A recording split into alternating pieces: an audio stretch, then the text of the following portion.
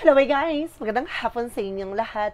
I am Chirgas Mamasagari Channel, a faith healer, also at a reader. So ngayong hapon na to, tingnan natin sabihin sa inyo ng ating mga gabay. So this is a special gabay for the month of November 13 hanggang November 19. No, November 13 hanggang November 19 for the sign of Gemini. So Gemini, welcome to my channel. Ano kayang messages, advices ng spirit guide sa ating masasaga for today's video? Kanina kayang energy or kaganapan sa buhay ng mga Gemini ang ating mga hagilap. So guys, this reading is a general reading lamang, hindi lahat makaka-resonate. Kunin lamang po ang makaka-relate sa inyo and comment down below kung kaninong energy ang ating nasagap. Because don't forget to like and subscribe my channel and hit the bell for more videos update. Daragos maraming salamat po sa mga walang sawang pagsuporta sa aking channel, lalo-lalo na ang skip ng ads away pagpalain kayo ng Diyos at may kapal. Siksik digdig umapaw na biyayang manambalik sa inyo. So let's see guys, what is the messages, advice ng ating angel spirit for the sign of Gemini. So let's see and watch this. Angel Spirit Guides, please give me an information po. Ano kayang gusto sabihin sa inyo ng ating mga baraha? Tuklasin at bubulabugin natin. Angel Spirit, please give me information. There's a 6 of Wands for victory. Bagay na maaaring magtagumpay ka na. Na may mga bagay dito na maaaring magsasaksid ka. No, mayroong kang bagay na gagawin na maaaring mapagtatagumpayan mo o may mga bagay na hinihintay ka na maaaring makakamit mo. Let's see. At the same time, there's something that guys with a wheel of fortune. Now, parang bagay na iikot ng kapalaran at papabor na sa'yo. Now, there's something a favorable outcome. Talagang magiging magandang ikot ng kapalaran. There's something destiny to happen. So, bagay na matagal mo nang hinihintay at ngayon maaaring makakamit mo na. Or, gusto ko yan. There's something a good luck.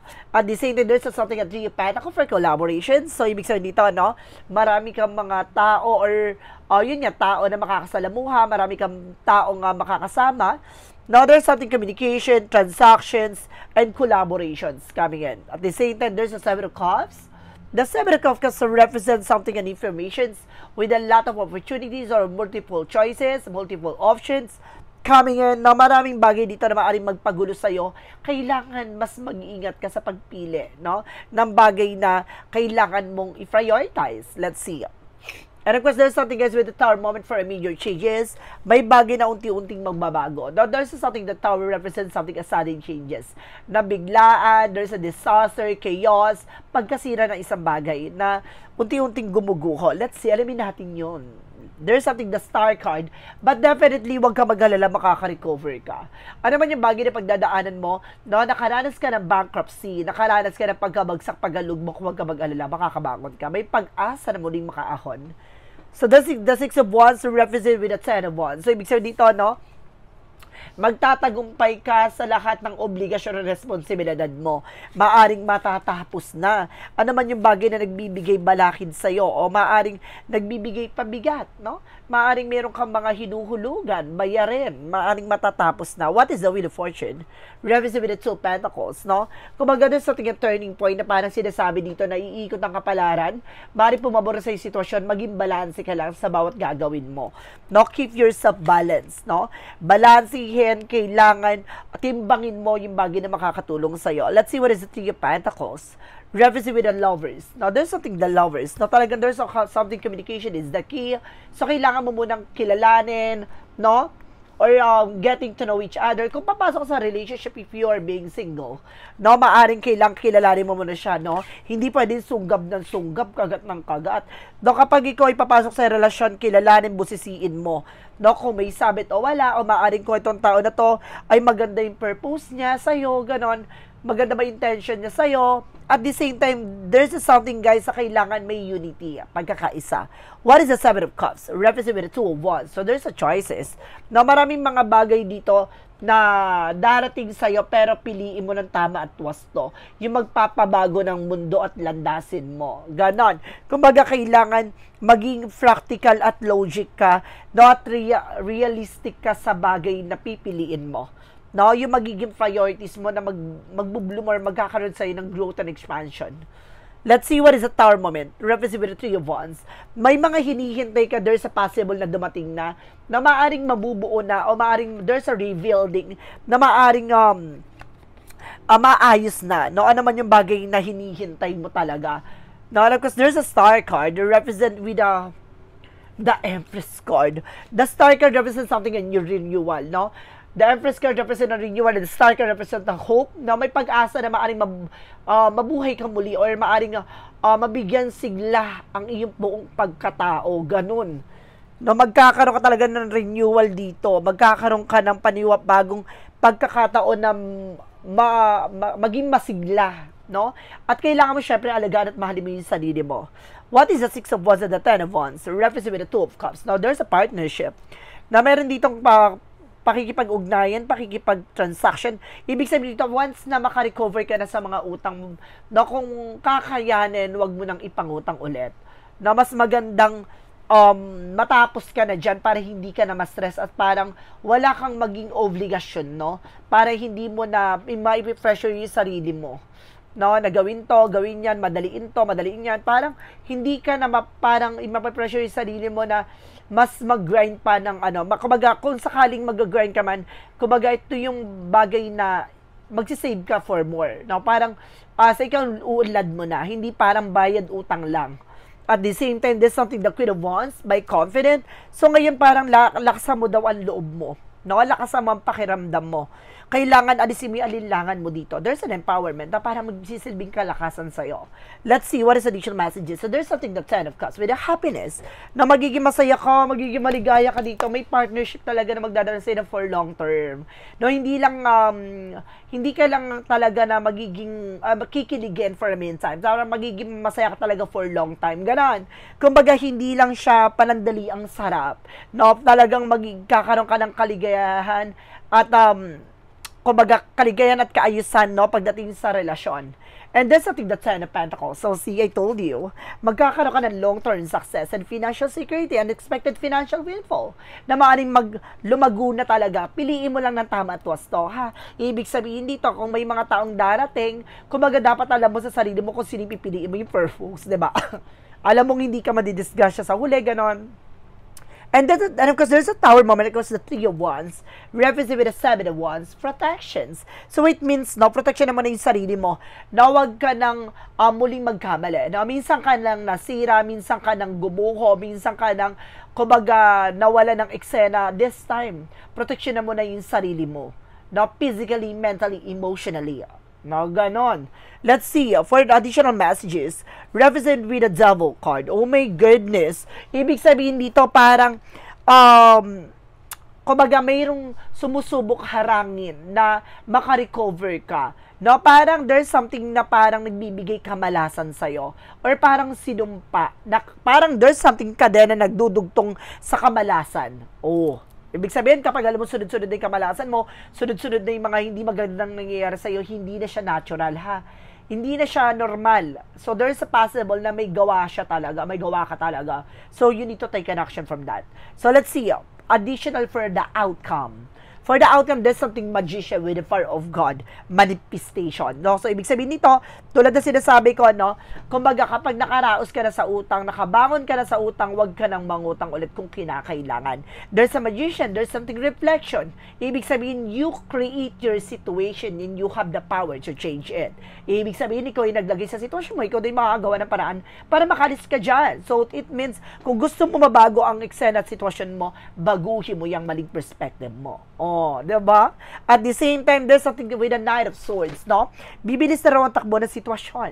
No, bibilis siya basta maging balanse ka lang. No, maggamay-gamay lang. Ganon. Let's see. Additional messages. So, there's a Three of Pentacles, the Lovers, and the Ten of Pentacles represent with the Nine of Pentacles. There's a wish fulfillment. Bagay na maaaring magdala sa'yo ng blossoming. You have a potential for abundance. Na may potential ka para maging masaya, maging maligaya, maging masagana, no? At maging marangya ang buhay mo pagdating sa pamilya. No? Kumbaga sinasabi dito, kailangan mo lang ng communication is the key. Let's see, additional messages. So, there's something guys with a Page of Wands. May magandang balita. May magandang impormasyon na ipababatid sa'yo. Tulad na sinasabi ko, there's a multiple choices, multiple options. Dapat alam mo ang pipiliin mo. Oh, 'di ba? At the same time, there's the Sun card. Ibig sabihin dito, no, kumbaga malalaman mo ng punot dulo. With the Sun card, parang malalaman mo na kung ano yung pinakapunot dulo, kung bakit nasira at nabuwag ang iyong pamilya. Or maaaring kung bakit sunod-sunod ang kamalasan. Bakit sunod-sunod yung mga hindi magagandang eksena sa buhay nyo. Kasi ang inyong bahay, tahanan, ay binigyan ng pampamalas. No? At maaaring ito hinihintay mo na mangyari. So, there's a possible na kakaranas ka ng delays and cancellation sa mga transactions. At the same time, there's a 7 months na kailangan mong protection at pangalagaan yung zones mo and even your territory. Na dahil na sa paligid mo lang mismo gumagawa dito. And there's the Sun card. Ibig sabihin dito, magiging positive ang kalalabasan. There's the Sun card represents something of purification. Lilinisin. No, tatanggalin yung mga toxic, no, sa paligid mo. No, tulad niyan ng walang pinagkaiba yan sa toxin sa katawan ng isang tao. No, once na may mga toxin ka sa katawan, no, maraming mga, kumbaga, magkakaroon ng problema, hindi lang sa digestive, sa reproductive, no, sa lahat ng mga bagay na internal organ mo, magkakaroon ng problema once na marami kang toxin sa katawan. So, kailangan mo ng detoxification. So, yun. So, para matanggal yung kailangan linisin, alisin yung bagay na nagsisilbing komplikasyon. Oh, diba? Additional messages. And because there's something, guys, with the Three of Cups. Now, there's something celebration, a third party. So, ibig sabihin nito, ang taong sumasalbahe sa'yo kung hindi mo kaibigan ka, mag-anak, or kapitbahay. No, basta malapit sa'yo at nakakalapit sa'yo. Let's see. Additional messages tayo na pagdating naman tayo sa finances and career, love life at kalusugan. Let's see, guys. Shuffle ako ng Berry Light, ha? Pasensya na kung bihira tayo makapag-upload, gawa ng may mga pasyente tayo online, may mga kliyente tayo online. Then, of course, we do also a walk-in for healing session. At the same time, guys, we have also a private tarot reading by online. So, kung gusto mo mag-avail for private tarot reading, just let me know. Message lang ako. Baka may mga tanong at gusto nyo malaman sa buhay nyo, diba? Let's see. Pagdating sa finances and career, love life at kalusugan, there's something, guys, pagdating sa finances and career, there's a Knight of Wands. There's something perseverance. Now, continue what you're doing. Now, magpatuloy ka, there's a near to success. Napakalapit na para magtagumpay ka. And there's something, guys, with a higher and with the education. So, kailangan mo lang matutunan ano man yung bagay na naging leksyon sa buhay mo. So, ibig sabihin, ano man yung bagay karanasan na maaaring nagsilbing delubyo, nagsilbing, kumbaga, bangungot. So, kailangan, you need to take an action from that na kailangan na maputol at matuldo ka na hindi na maulit-ulit. No, yung ganun scenario. And there's something, guys, with the strength, with the confidence. So, kailangan mo lakasan ng loob mo. Maging matapang ka. Alisin mo alinlangan, takot, pangamba mo. And there's an Ace of Swords. So, there's something, a mental clarity. Magdadala sa ito ng tagumpay kung mas maliwanag pa ang isip mo at pananaw mo sa tubig. Ibig sabihin dito, lagi mo pakakatandaan na dapat transparent ka sa sarili mo. And there's something authentic self, no? Kumbaga, pagdating sa finances and career, dapat, no, mas maging mautak ka na this time. Na pagdating sa pag-manage ng pera, maging wise, no? At mas maging matalino kung paano mo papapalawi at mas magpapalago ang iyong finances, resource of income. At the same time, there's something, the King of Wands. Look at the bigger picture. Lagi mo titignan, no, 5 years, 10 years from now, asan ka na sa sitwasyon. No, hindi pwedeng habang buhay, ganyan pa rin ang position at sitwasyon mo. Dapat titignan mo yung sarili mo na mas malawak, na mas malayo na ang narating mo. Ganon. So, there's something, guys, with a Knight of Swords. Some of you nagkakaroon ng anxiety, sleepless nights. Alam mo kung bakit?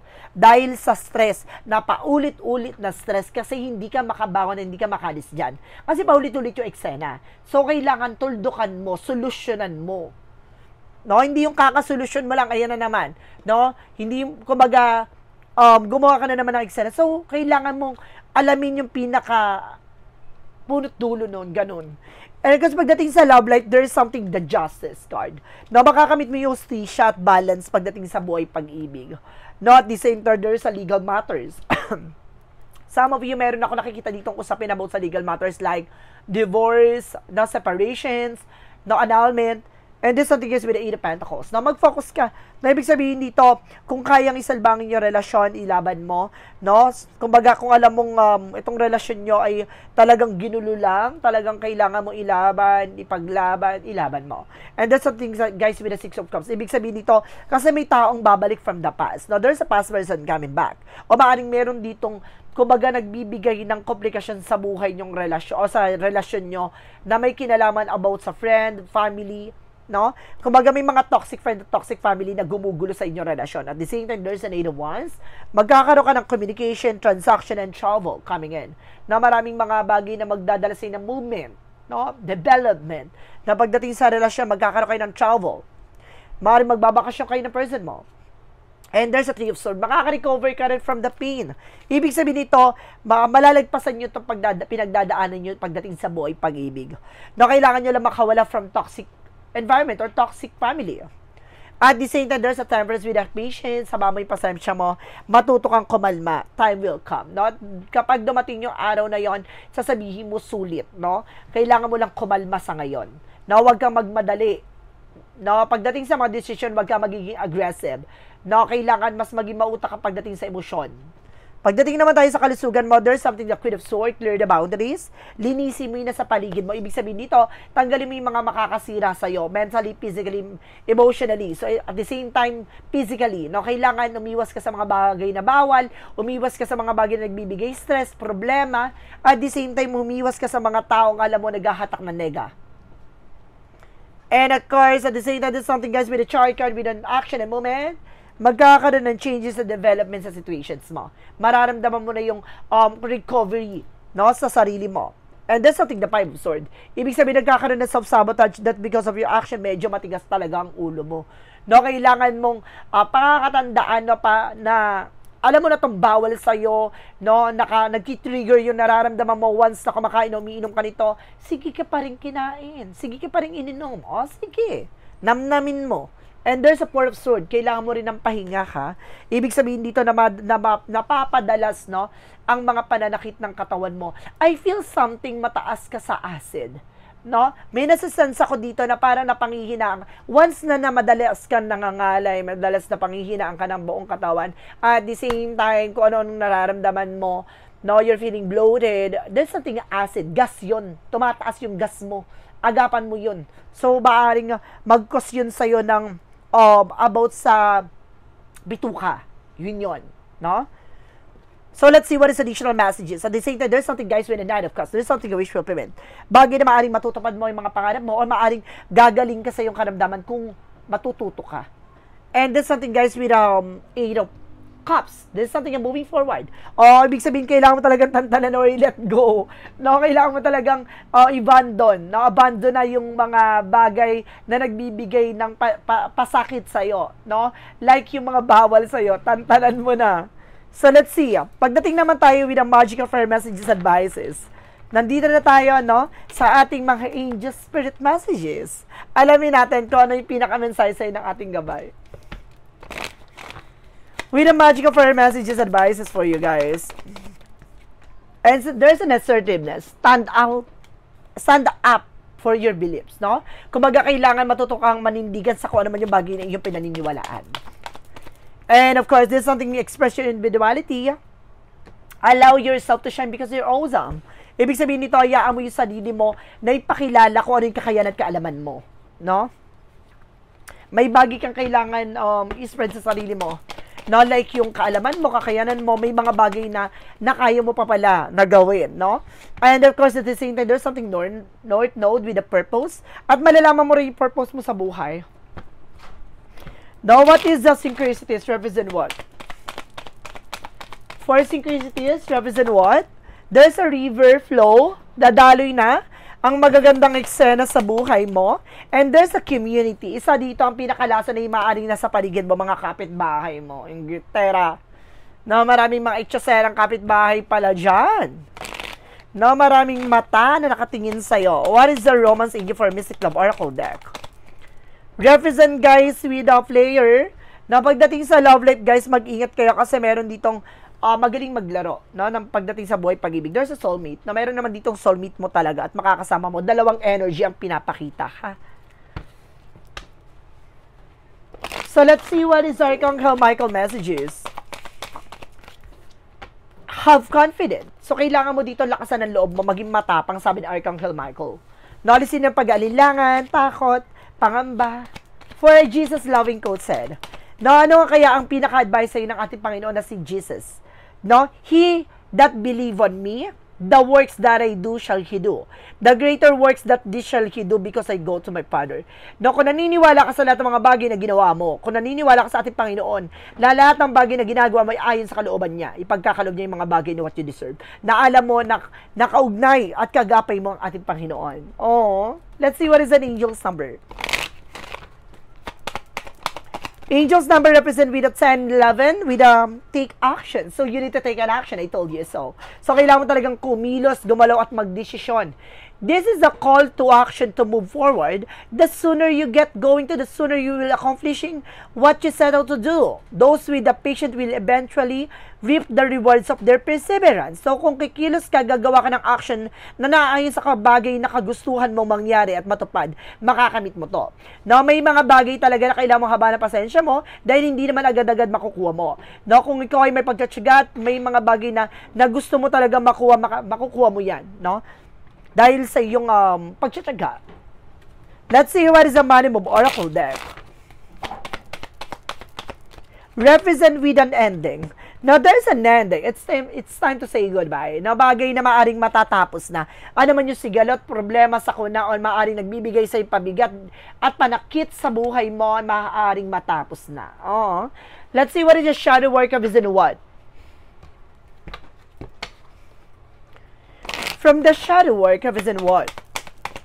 There's something, guys, with the arrogance, humility, and awareness and growth. Not seeing flaws, hinder growth, no limits to learn and improve. Na dapat handa kang matuto. Na dapat handa kang mag-improve sa sarili mo, no? Just awareness and no, for your growth and expansion. Dapat, kung ano man yung bagay ng pangits at mga bagay na mali sa'yo, kailangan i-embrace mo yon, no? I-polish mo yon. Nang sa ganun, may bagay na natutunan ka doon. No? There's a clarifying for life situation.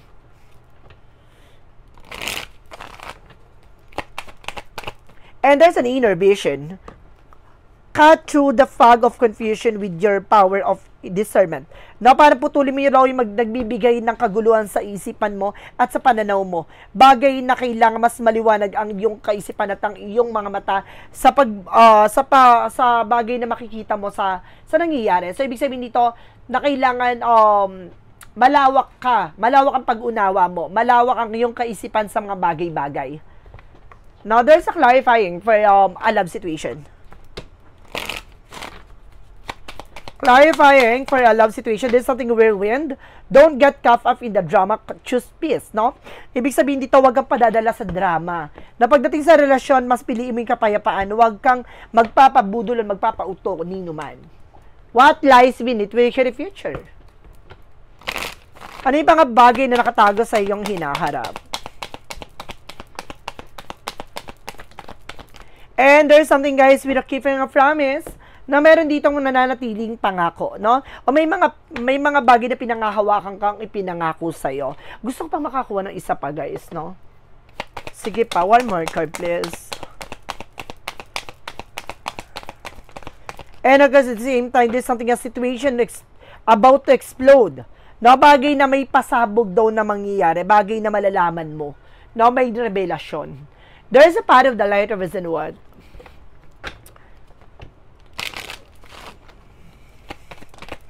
Part of the letter of his and with an authenticity. Diba? Tulad na sinasabi ko, maging totoo ka sa sarili mo.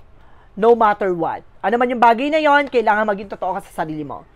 I embrace my authentic self free from the need of approval, of a validation. I express my true openly and courageously knowing that my authenticity is my greater gift. Through being true myself, I inspire others to do the same. So, sinasabi dito na parang gusto mo maging totoo, no? Para maging totoo rin yung mga tao sa paligid mo. Hindi lahat ng bagay yon. Pero kailangan maging totoo ka sa sarili mo dahil gusto mo, no? At dahil, kumbaga, gusto mo ipakita ang pagiging transparent at totoo mo sa sarili mo. Ganun. So, let's see what is the path, what is the yes or no pick a card. Let's watch this. So, nandito na tayo sa pinakahuling chapter, guys, no? Ang pick a card, yes or no. So, kung bago ka sa channel ko, ang yes or no pick a card, No, pwede ka magtanong, isang tanong, isang sagot. Mag-iisip ka ng tanong at pipili ka na magiging sagot within 1, 2, or 3. Kapag nakapag-isip ka ng tanong at nakapili ka na ng number na magiging sagot sa tanong mo, please comment down below. So guys, maraming salamat po sa mga solid subscribers. No, kung hindi ka pa nakaka-subscribe sa akin, solid, click nyo na yung subscribe button dyan. And hit notification bell for all para updated kayo sa mga videos ko. At kung hindi ka pa nakapollow sa aking FB page, guys, follow mo na ako, ano ba? Ganun. Let's see. Let's start with the number 1.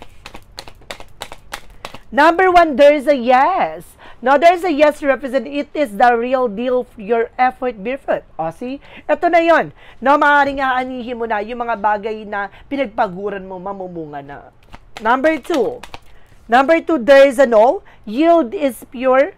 Yield is poor. Effort wasted. Wag mo sayangin yung pagkakataon na paibagay dito na wag mong paikutin yung sarili mo sa bagay na to. Kailangan na maghanap ka ng ibang paraan para lumago ka. No, wag mong hayaan na malugmok ka sa sitwasyon. Wag mong hayaan mabulok ka. Ganon.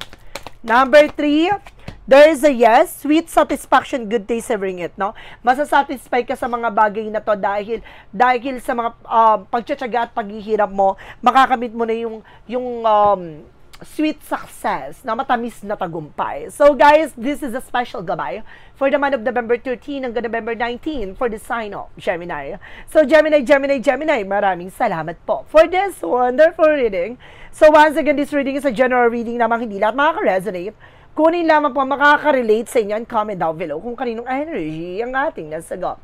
And guys, don't forget to like and subscribe my channel and hit the notification bell for more videos update ko. Maraming salamat po sa mga walang sawang pagsuporta sa aking channel, lalo-lalo nang skip ng ads away, pagpalain kayo ng Diyos at may kapal, siksik na dito umapo na biyayang manong balik sa inyo.